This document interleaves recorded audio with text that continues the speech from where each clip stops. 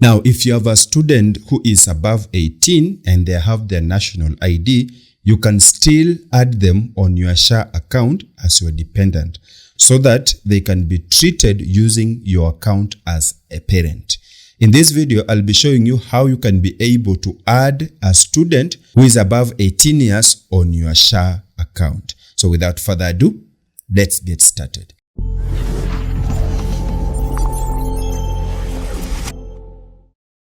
So the first thing to do is to log in, and after logging in, I want you to click on my profile and then click on Dependents and click on Add Dependent. Then you'll choose the relationship, which is child, and then click Proceed. On the age group, I want you to select above 18 years. Is the child you intend to add a student? Click Yes, and then here you'll provide the ID number for that very student.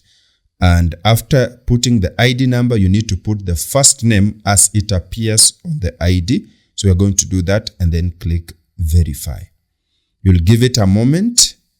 And yes, it has been successfully verified. So I want you to come down here and write the name of the school that the student is attending. Then from there, we'll write here the admission number for the very student. And here you'll put in the expected year of graduation, which in this case is 2025, then add dependent. You will wait for a moment for SHA to process that. And we've been able to add, so the school information saved successfully, dependent added successfully.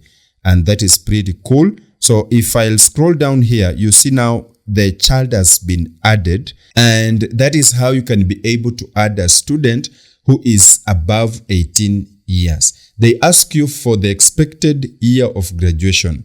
I want to guess that after that year has elapsed, they will automatically remove that student from your account. And therefore, they have to go and create their own account and do means testing and start paying their contribution.